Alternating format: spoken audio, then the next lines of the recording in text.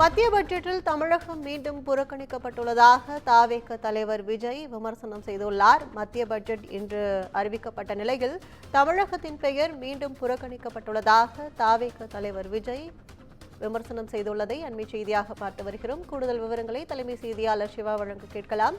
வணக்கம் சிவா, தாவேக தலைவர் விஜய் குறித்த கூடுதல் விவரங்கள். மத்திய அரசு தாக்கல் செய்திருக்கக்கூடிய பட்ஜெட் தொடர்பாக தமிழக வெட்டுக் கழகத்தினுடைய தலைவர் நடிகர் விஜய் ஒரு கருத்தை பதிவிட்டிருக்கிறார்.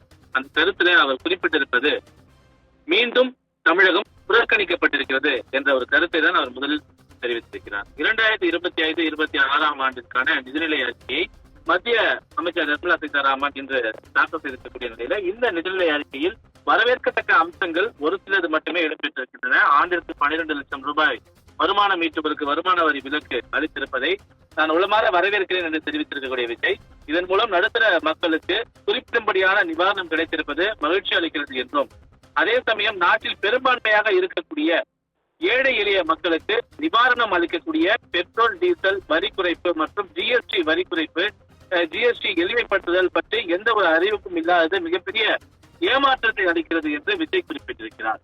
முதல் முறையாக தொழில் முனைவராக உருவாகக்கூடிய பெண்கள், தாழ்த்தப்பட்டோர் மற்றும் பழங்குடியினர் உள்ளடங்கிய முதல் 5 லட்சம் பேர்களை ஊக்குவிக்கக்கூடிய வகையில் அவர்களுக்கு 2 கோடி வரை கடன் வழங்கப்படும் என்று அறிவிக்கப்பட்டிருக்கக்கூடிய உளமாற வரவேற்கிறேன் என்று குறிப்பிட்டிருக்கக்கூடிய அவர், அதே சமயத்துல விலைவாசியை கட்டுப்படுத்தவும் வேலை வாய்ப்பை அதிகரிக்கவும் போதிய அறிவிப்புகள் இந்த நிதிநிலை அறிக்கையில் இல்லாதது ஏமாற்றம் அளிக்கிறது என்றும் தெரிவித்திருக்கிறார். குறிப்பாக சிறு குறு தொழில் நிறுவனங்கள் மற்றும் திறன் மேம்பாட்டு பயிற்சிகள் வாயிலாக இளைஞர்களுக்கு புதிய வேலை வாய்ப்பு கிடைக்கக்கூடிய வகையிலான திட்டங்கள் எதுவும் இந்த நிதிநிலை அறிக்கையில் இடம்பெறவில்லை என்றும், புதிய ரயில் தடங்கள், சாலைகள், கோவை மதுரை மெட்ரோ ரயில் திட்டங்கள் போன்ற தமிழ்நாட்டுக்கு தேவையான உள்கட்டமைப்பு வசதிகளுக்கு எந்த ஒரு அறிவிப்பும் இடம்பெறவில்லை என்று அவர் குறிப்பிட்டிருக்கிறார். தமிழகத்துல மிக தொன்மையான இரும்பு நாகரிகம் இருந்தது அண்மையில் அதிகாரப்பூர்வமாக அறிவிக்கப்பட்டது. இது தமிழகத்திற்கு மட்டுமல்லாமல் ஒட்டுமொத்த இந்தியாவுக்கும் பெருமை சேர்க்கின்ற கண்டுபிடிப்பாக இருக்கக்கூடிய நேரத்தில் இதற்கு உரிய அங்கீகாரமும் சுற்றியுள்ள பகுதிகளில் அகழ்வாராய்ச்சி மேற்கொள்ள நிதியும் வழங்காதது மிகுந்த ஒரு ஏமாற்றத்தை அளிக்கிறது என்று அவர் குறிப்பிட்டிருக்கிறார். அணு உலை மின் உற்பத்தி, அதாவது பப்ளிக் பிரைவேட் பார்ட்னர்ஷிப் மூலமாக தனியார் மயமாக்கப்படுவதற்கு இந்த நிதிநிலை அறிக்கை முக்கியத்துவம் வழங்கியிருப்பது மிகவும் அதிர்ச்சி அளிக்கிறது என்றும், காற்றாலை மற்றும் சூரிய ஒளி மூலம் மின் உற்பத்திக்காக தொழில்நுட்பம் வளர்ந்து வரக்கூடிய இந்த காலகட்டத்தில் மீண்டும் சுற்றுச்சூழலுக்கு ஆபத்து விளைவிக்கக்கூடிய வகையில அணுமின் உற்பத்தி தொடர்பான அறிவிப்பை மத்திய அரசு உடனடியாக திரும்ப பெற வேண்டும் என்று அவர் குறிப்பிட்டிருக்கிறார்.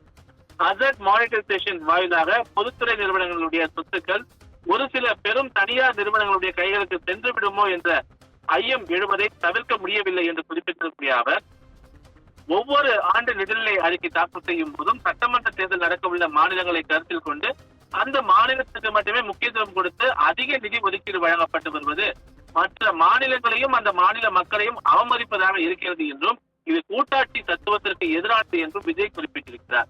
வழக்கம் போல் இந்த ஆண்டும் மத்திய அரசு தமிழகத்திற்குரிய புதிய திட்டங்களை அறிவிக்காமலும் போதிய அளவிற்கு நிதி ஒதுக்கீடு செய்யாமலும் புறக்கணித்திருக்கிறது என்ற ஒரு குற்றச்சாட்டை முன்வைத்திருக்கக்கூடிய விஜய், அனைத்து மாநிலங்களினுடைய ஒட்டுமொத்த வளர்ச்சியை கருத்தில் கொண்டே மத்திய நிதிநிலை அறிக்கையை தாக்கல் செய்ய வேண்டும் என்றும், மாறாக பாராபட்சத்தோடு நடந்து கொள்வது சரியான அணுகுமுறை இல்லை என்றும் தமிழக வெற்றிக் கழகத்தினுடைய தலைவரும் நடிகருமான விஜய் தன்னுடைய பதிவில் குறிப்பிட்டிருக்கின்றார். கற்பகம். கூடுதல் விவரங்களுக்கு நன்றி சிவா.